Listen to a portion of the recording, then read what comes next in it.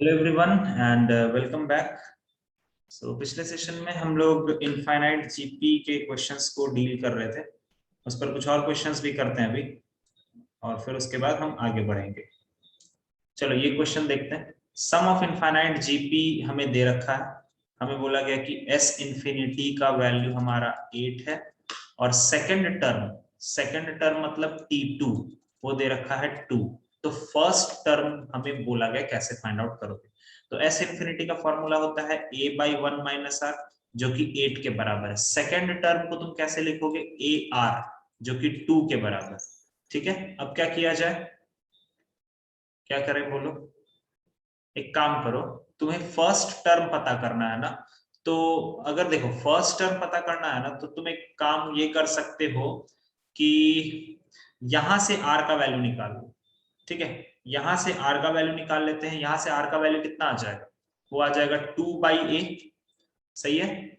अब इस आर के वैल्यू, क्योंकि तुम्हें फर्स्ट टर्म निकालना है ना, तो मैं फर्स्ट वाले इक्वेशन में सब कुछ हटा करके मतलब आर को हटा करके ए में कन्वर्ट कर दे रहा हूं,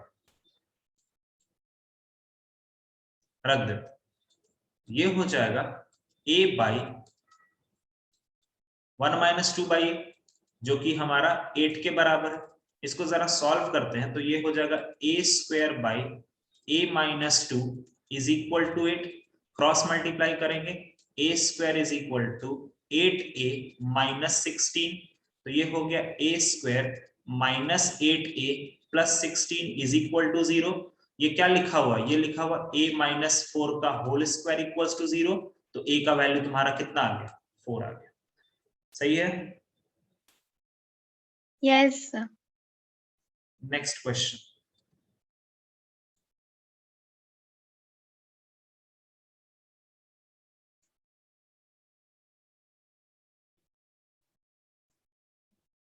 नेक्स्ट क्वेश्चन है, the sum of an infinite GP, the sum of N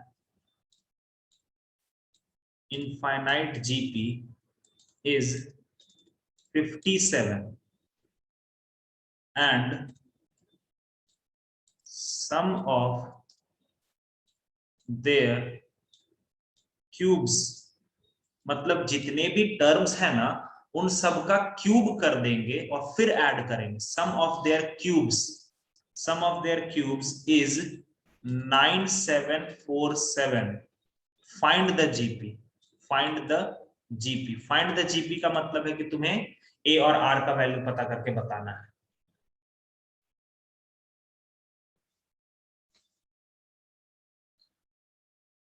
तो ये मैंने स्कूल कंपेनियन के वक्त भी करवाया था ये वाला, आई थिंक मुझे याद आ रहा थोड़ा थोड़ा। सम ऑफ इनफाइनाइट जीपी दिया हो। चलो पहले हम नॉर्मल जीपी कंसीडर करते हैं। जीपी हमारा क्या हो सकता है, A R square, A R cube, ऐसे करते करते इनफाइनाइट जीपी हो सकता है।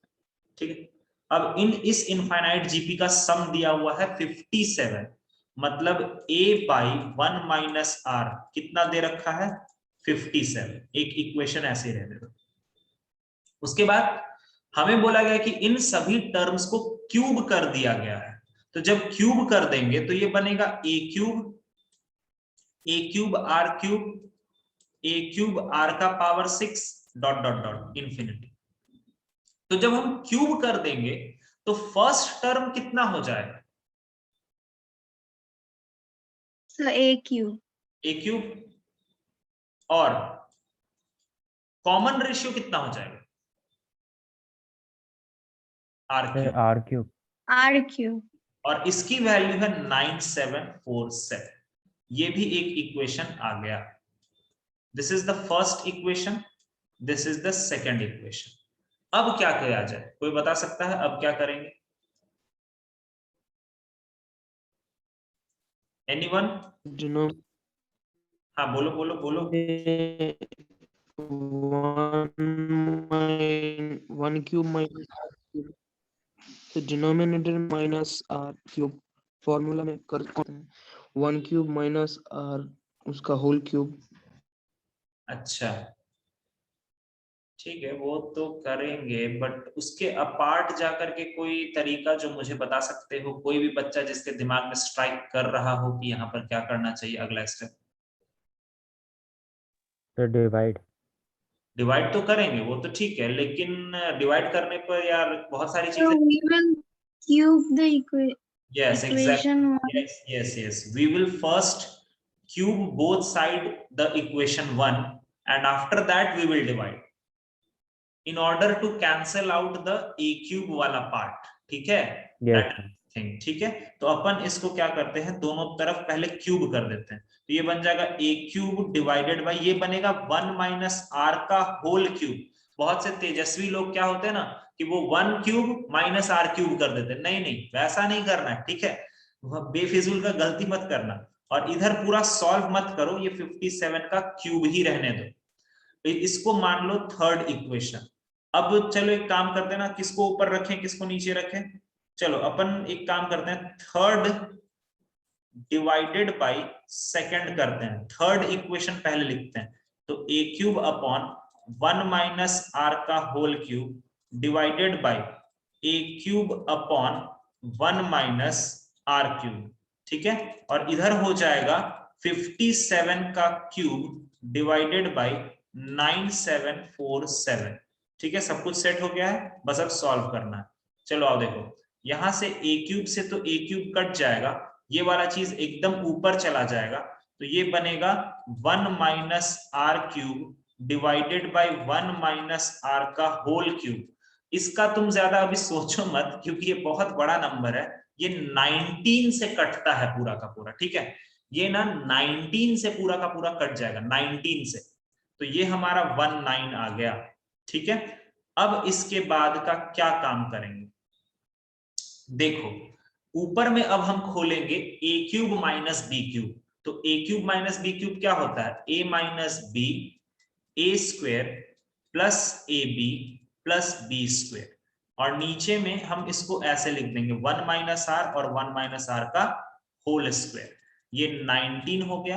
एक 1 माइनस आर से एक 1 माइनस आर कट जाएगा, ऊपर में है 1 प्लस आर स्क्वायर, और नीचे में a माइनस बी का होल स्क्वायर, तो a square plus b square minus 2ab is equals to 19। अब इधर आ जाते हैं, क्रॉस मल्टीप्लाई करते हैं, तो ये हो जाएगा 1 प्लस आर स्क्वायर, इधर होगा 19 plus 19r minus 38r, sorry 19r square. एक तरफ कलेक्ट करते हैं, तो एक तरफ कलेक्ट करेंगे तो 19 ये आर स्क्वायर 18r स्क्वायर हो जाएगा, माइनस 38 माइनस 1 माइनस 39r हो जाएगा, और प्लस का 18 हो जाएगा इक्वल्स टू 0। क्या करा जाए बोलो, कैसे किसमें कैसे कैसे तोड़ा जाए, मुझे एक बात बताओ, दिखा देता हूं मैं करके। 18 ये दोनों को मल्टीप्लाई करते हैं ना, मिडिल टर्म फैक्टराइजेशन पता है ना यार, सबको पता है ना middle term factorization. Yes sir. 18 into 18 कितना होता है, 324। अब इसको जरा तोड़ो तो, पहले 3 से ले जाओ, 108। सर इस तीनों टर्म को 3 से पहले डिवाइड कर लेने पे तो आसानी। सही एकदम सही यार, वेरी गुड। देखो मैं सॉल्व करता जा रहा था, मेरे दिमाग में ये बैठा ही नहीं, मेरे दिमाग में ये आया ही नहीं कि हाँ 3 से डिवाइड करके इसको इजी भी बनाया जा सकता। थैंक यू यार, वेरी गुड यार। ठीक है, तो 3 से डिवाइड कर देते हैं, तो 6r square minus 13r plus 6 equal to 0। अब बोलो 6 जा 36, 36 को तोड़ना बड़ा आसान है, 9 और 4, ठीक है। 6r square minus 9r minus 4r plus 6 equal to 0, ठीक है। यहां से इतना में कॉमन क्या ले लेंगे, 3r को कॉमन ले लेंगे, तो 2r माइनस 3 माइनस 2 को कॉमन ले लेंगे, तो 2r माइनस 3 इक्वल टू 0। तो यहां से 2r माइनस 3 आ गया, और यहां से आ गया 3r माइनस 2 इक्वल टू 0। तो एक बार r का वैल्यू आ गया 3/2, और एक बार r का वैल्यू आ गया 2/3। मुझे बताओ कि हम कौन सा r का वैल्यू पकड़ेंगे, कम ऑन। सर 2/3 वाला 1 से छोड़ तो 2/3 वेरी गुड, 2/3 पकड़ेंगे, ये नहीं पकड़ेंगे, बिकॉज यहां पर बात किसका हो रहा है, इनफाइनाइट जीपी का बात हो रहा है। समझ में आया सब कोई को? आ गया ना? Yes. Yes, sir. अच्छा, तो सर आर का तो वैल्यू आपने निकाल लिया, लेकिन आपको तो जीपी निकालना था ना, तो अब जीपी निकालने के लिए कौन सा इक्वेशन का सहारा लिया जाए जो हमें जल्दी से आर का वैल्यू दे देगा? कौन सा इक्वेशन का सहारा लिया जाए?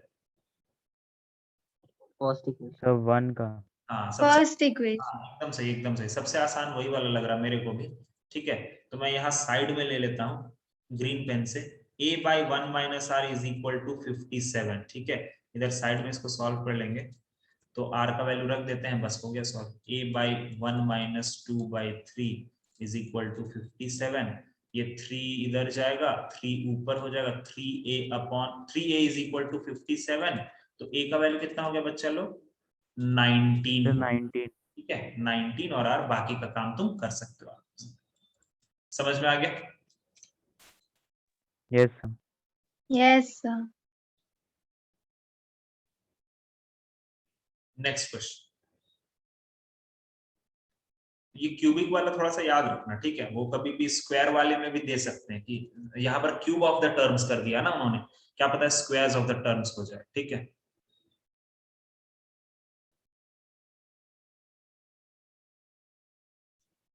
ओके, नेक्स्ट क्वेश्चन देखता हूँ। नेक्स्ट क्वेश्चन है हमारा कि if s denotes the sum to infinity and Sn denotes sum of n terms of series 1 plus 1 by 2 plus 1 by 4 plus 1 by 8 plus dot dot dot, such that s minus sn is less than 1 by 1000, then least value of n is क्या होगा? ठीक है, चलो सोचो, करो इसको।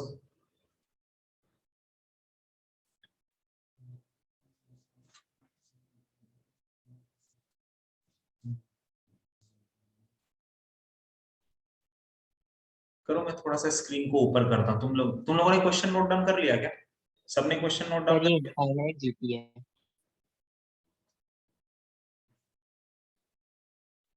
देखो यहाँ पर दो चीजें दी गई हैं कि एस जो चीज है उसका मतलब है उस जीपी को अगर तुम इनफाइनाइट पर ले जाओगे तब सबका सम कितना होगा, और अगर उस जीपी का कोई nth टर्म तक का सम निकालना तो उसको एसएन बोल दिया गया। क्लियर कट लिखा हुआ, एक्ट करना अब चालू करो बस।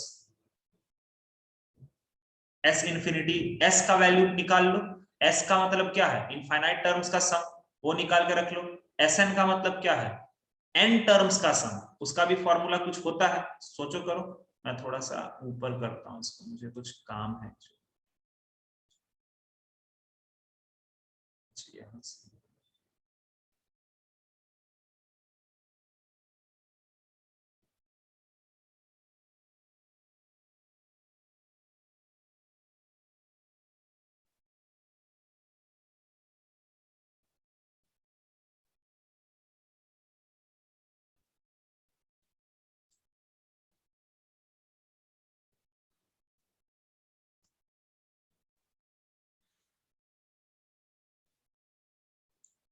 ओके, चलो बताओ।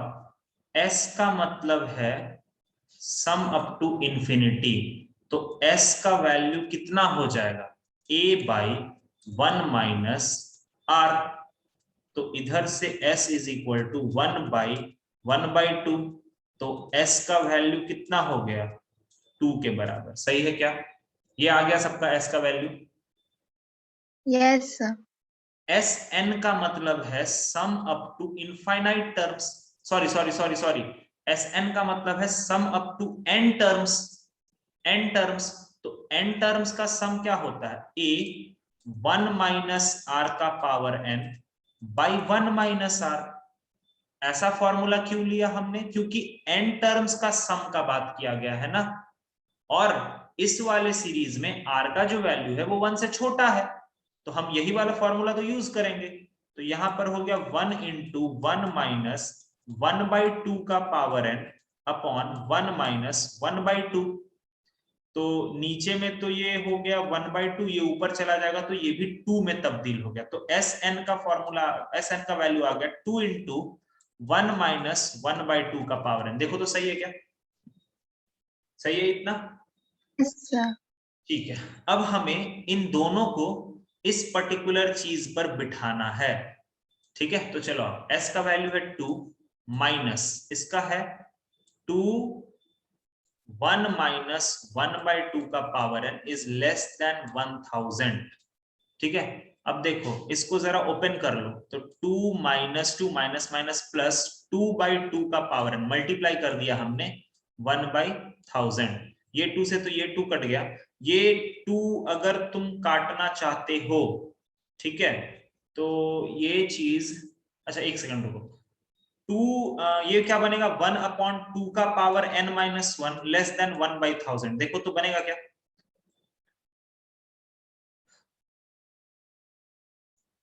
सही है? समझते हो ये सब चीजों को, एक्सपोनेंट का प्रॉपर House. गाइस, अगर मैं ये सब बताऊंगा तो फिर कैसे काम चलेगा। 2/2 का पावर n, अगर मैंने ऊपर वाले 2 को नीचे लाया तब तो वो नीचे आकर के n-1 बनाएगा ना, नहीं ना, नहीं समझ रहे हो। 2 इधर देखो लेफ्ट हैंड साइड में, 2/2 का power n,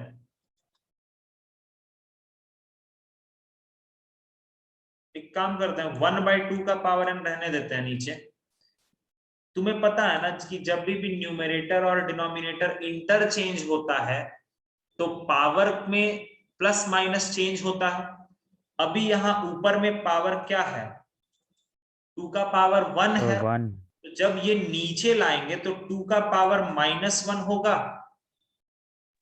yes sir Yes, sir. Again यहाँ पर बेस सेम हो गया और मल्टीप्लाई हो रहा है तो पावर ऐड होगा, तो बाय डिफॉल्ट 2 का पावर n-1 ही तो आएगा। गाइस मैं ये क्या कर रहा हूँ यार, ये चलो ठीक है, ओके। अब देखो yes sir इसको तुम क्या करो, क्रॉस मल्टीप्लाई कर दो, क्रॉस मल्टीप्लाई। तो क्रॉस मल्टीप्लाई करोगे तो 2 का power n-1 is greater than 1000। ये भी सही है,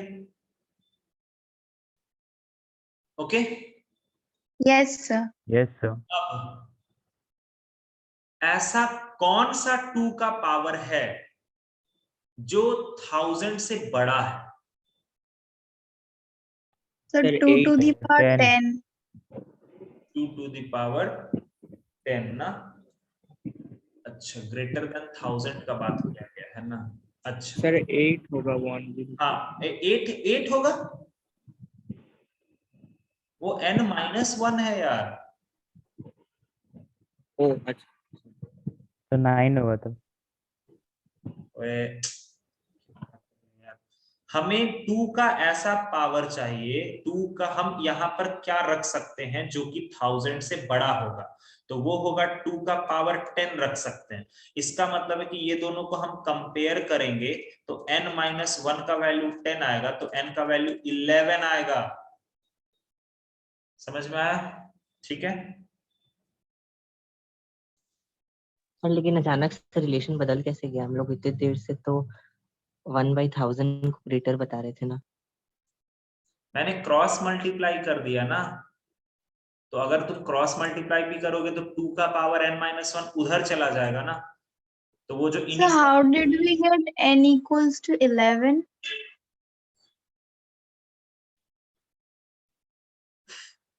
देखो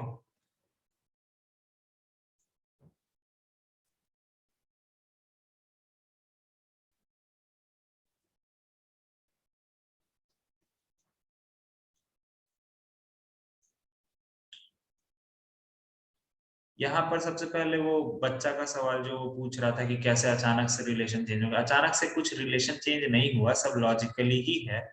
इसको इधर लेके जाओगे, इसको इधर लेके जाओगे, ये इधर आएगा तो लिखाएगा 1000, इनइक्वालिटी कोई चेंज नहीं होगा, ऐसे ही रहेगा।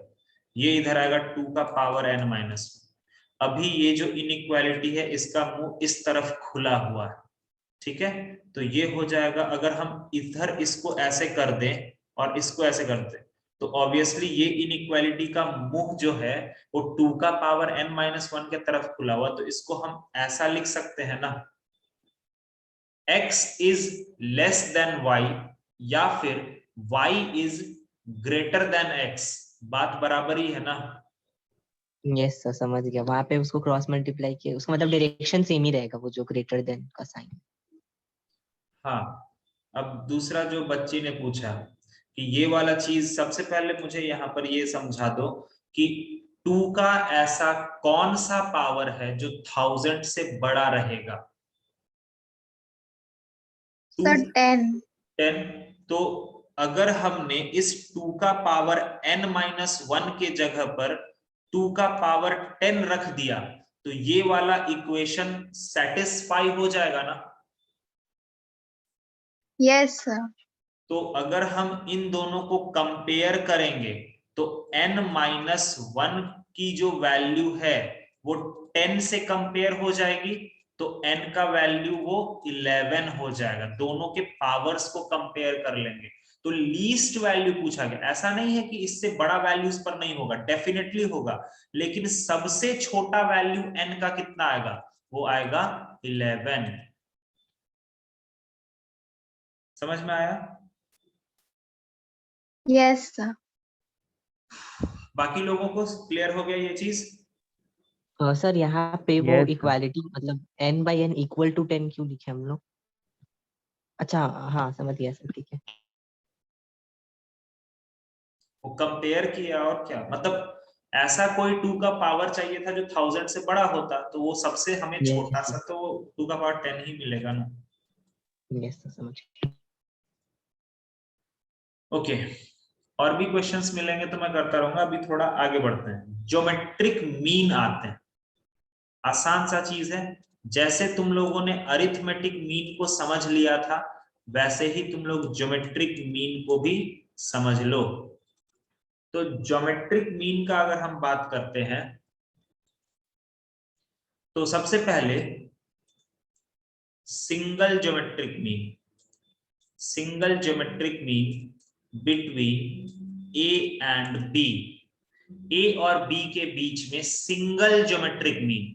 तो इसका क्या मतलब होता है कि ए और बी के बीच में कोई एक ऐसा नंबर जिसको हम कैपिटल जी से डिनोट करते हैं, कोई एक ऐसा नंबर रखो जिसके आने से ये तीनों जीपी में हो जाने चाहिए।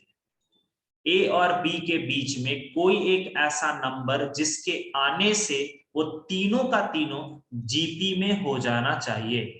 तो अगर ये जीपी में है तो हम बेसिकली क्या लिख सकते हैं, G डिवाइडेड बाई A जो होगा वो किसके बराबर होगा, B डिवाइडेड बाई G के। तो यहां से G स्क्वायर की वैल्यू क्या आ गई, AB। तो यहां से G का वैल्यू कितना आ गया, रूट AB। तो यहां पर एक और मीन तुम्हें समझ में आना चाहिए कि ज्योमेट्रिक मीन का फॉर्मूला क्या होता है, रूट AB। इसके पहले तुमने क्या पढ़ा था, अरिथमेटिक मीन, उसका फॉर्मूला क्या होता है, a प्लस बी बाई 2। ध्यान रहेगा। Yes sir. अब जैसे अगर मैंने तुमसे पूछा कि बेटा तुम मुझे बताओ ज्योमेट्रिक मीन ऑफ 4 एंड 9 कितना होगा, बोलो सब लोग, 4 और 9 का ज्योमेट्रिक मीन कितना होगा, 6 होगा डेफिनेटली ना, आसान सा चीज है, ठीक है ना। तो इसको क्या कर सकते हैं, root over 4 into 9 which is equal to 36, तो यहां से 6 होगा। अगर मैंने बोला कि ज्योमेट्रिक मीन ऑफ -4 एंड -9 कितना होगा, 6 होगा ना। Yes sir. Yes. -6 होगा। ठीक है, तो बोलोगे सर ये क्या आप चमत्कार कर रहे हो? एक्चुअली चमत्कार तुम लोग कर रहे हो। पहली बात तो √36 का 2 वैल्यू होता है, तो ठीक है सर, अगर 2 वैल्यू होता है तो आपने ऊपर में ही 2 वैल्यू क्यों नहीं लिए? आपने सिर्फ 6 ही क्यों पकड़ा? नीचे में फिर आप क्यों इतना ये कर रहे हैं कि -6 ले रहे हैं? नीचे में आपने 6 क्यों नहीं लिए? क्या इसमें लोचा? लोचा कुछ नहीं है भाई, एक चीज सिंपल सा है, कॉन्सेप्चुअल चीज है और बड़ा लॉजिकल चीज भी है कि ये जो ज्योमेट्रिक मीन है ये ए और बी के बीच में आना चाहिए ना, कहीं भी। यही है ना उसका मतलब? यही है ना उसका मतलब? Yes, sir. तो Yes, sir. 4 और 9 का ज्योमेट्रिक मीन √36 है। √36 का 2 वैल्यू होता है, कोई दिक्कत नहीं है, 6 और -6। लेकिन भाई साहब 2 पॉजिटिव नंबर के बीच में तो पॉजिटिव ही नंबर आएगा ना, कि निगेटिव आ जाएगा? समझ में आ रहा है मेरा बात? So positive. Yes, sir. That is the Yes, reason sir. कि यहां पर आंसर 6 रहा है। और -4 और -9 वाले केस में हमने आंसर क्या लिया है? -6, क्योंकि 2 निगेटिव नंबर के बीच में तुम +6 कैसे डाल सकते हो भाई? थोड़ा सोचो तो, 2 निगेटिव नंबर के बीच में +6 कैसे डाल सकते हो? समझ रहे हो? Yes, sir. Yes, sir. अच्छा, अब अगला चीज, ज्योमेट्रिक मीन ऑफ -4 एंड 9 कितना होगा? तो तुम बोलोगे सर -4 × 9, सर ये तो इमेजिनरी आ गया सर। तो बेसिकली यहां पर नॉट डिफाइंड होता है, ठीक है। तो यहां से तुम एक स्टेटमेंट लिख सकते हो कि geometric mean of 2 positive number, 2 positive number का ज्योमेट्रिक मीन क्या होता है बच्चा लोग? पॉजिटिव होता है। Geometric mean of 2 negative number क्या होता है? निगेटिव होता है। लेकिन geometric mean of positive and negative number क्या होगा? नॉट डिफाइंड या फिर नॉट वैलिड। समझ में आया सबको? Single geometric mean, Yes, sir.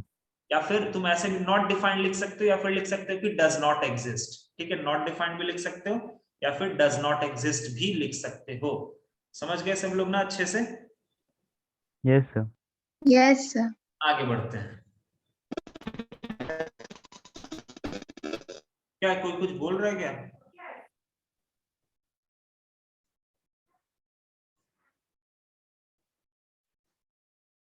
Next, sorry question नहीं है, टॉपिक है। इंसर्शन ऑफ, ये तुमने एपी में भी पढ़ाया है मैंने, सेम एकदम। Insertion of n geometric mean, n geometric mean between 2 numbers, insertion of n geometric mean between 2 numbers, 2 numbers के बीच में n geometric mean लाना है। इस बार सारा काम तुम्हें बहुत अच्छे से पता है कि तुमने अरिथमेटिक मीन के वक्त क्या किया था, सेम यहां पर वही करते हैं। जैसे a और b के बीच में तुम्हें G1, G2, G3, G4 ऐसे करते करते Gn तक जाना है, ठीक है। तो बताओ, अगर 2 नंबर के बीच में n नंबर्स को तुम डाल रहे हो तो टोटल टर्म कितना आएगा बच्चा लोग? बताओ तो टोटल टर्म कितना आएगा? The n+2.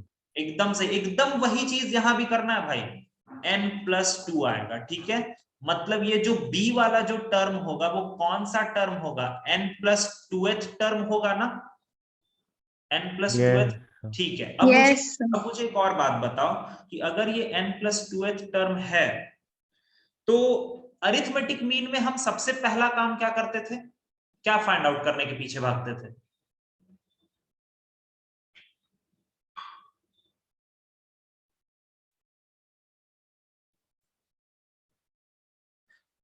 यहां पर Tn+2 है, तुम Tn+2 को तुम b के बराबर कर दो। अब Tn+2 को कैसे लिख सकते हैं? a r का power n+2 - 1 is equal to b, यहाँ से r का power n plus 1 equals to b by a, तो r का वैल्यू आ गया b बाई a का पावर 1 बाई n प्लस 1। पढ़ाई करते नहीं हो तुम लोग, मैं सब समझ रहा हूँ, वरना ये छोटी छोटी चीजों का जवाब तुम लोगों की तरफ से आता नहीं है तो वो बड़ा अजीब लगता है कि इतना बेकार भी हम लोग मैं इतना सारा क्वेश्चन वगैरह सब करवा रहा हूँ ना, that is not a good thing यार, सच बताता हूँ। इतना सारा क्वेश्चन मुझे क्या पड़ा यार, अपन सीधा टॉपिक कराएंगे, हर टॉपिक पे एक एक क्वेश्चन करा के निकल देंगे, मेरे को ही फायदा हो ना, जल्दी से सिलेबस खत्म हो जाएगा। बट मुझे बहुत ज्यादा ये खराब लगा कि मैंने वो पूछा कि अरिथमेटिक मीन में तुम लोग पहला काम क्या करते थे, कि मैंने बहुत अच्छे से वहां पर बताया था कि कॉमन डिफरेंस फाइंड आउट करने के पीछे भागते थे, और कॉमन डिफरेंस फाइंड आउट करने में मदद करता था लास्ट टर्म। बट यहां पर मैंने बोलते रह गया कि सब कुछ वैसा ही करना है, बट किसी ने भी नहीं बोला कि कॉमन रेशियो के पीछे भागे। इस तरह से तो फिर नहीं हो सकता है, तुम बहुत एक एक चीज को तुम्हें ध्यान रखना पड़ेगा यार, तभी जाकर के हो पाए, तभी जाकर के रैंक आता है, जो भी तुम्हारे सीनियर्स के रैंक आए। ऐसे तो फिर बड़ा मुश्किल है यार, तो फिर मैं भी फटाफट करके निकल जाऊंगा, सबसे वो तो मेरे लिए ही फायदा होगा ना, मैं बेकार ना एक एक चीज को सॉल्व कर रहा हूँ, एक्सपोनेंट का सारा चीज दिखा रहा हूँ कि हाँ ये ऐसे होता है, ये ऐसे होता है। तो फिर अगर तुम लोग ऐसे करोगे तो फिर उससे ज्यादा अच्छा से स्किप मारना मुझे बहुत अच्छे से आता है, तुमको समझ में भी नहीं आएगा कि हाँ सर ने स्किप मार दिया।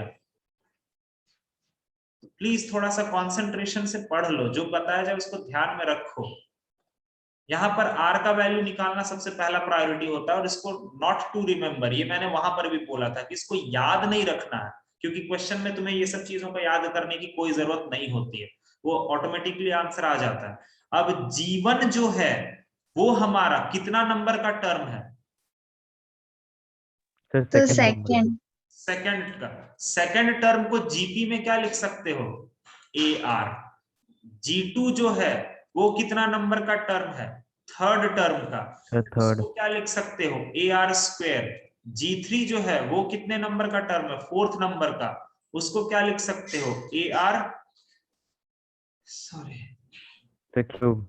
क्यूब।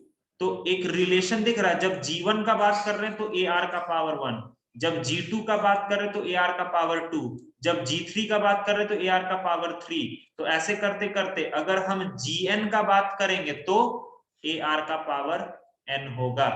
हो गया तुम्हारा, क्लियर है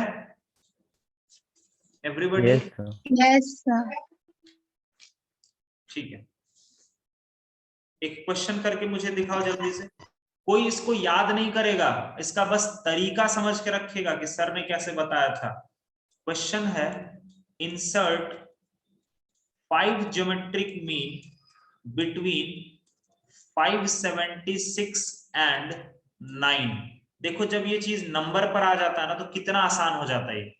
तुम्हें 576 और 9 के बीच में 5 ज्योमेट्रिक मीन डालना है, G1, G2, G3, G4, G5।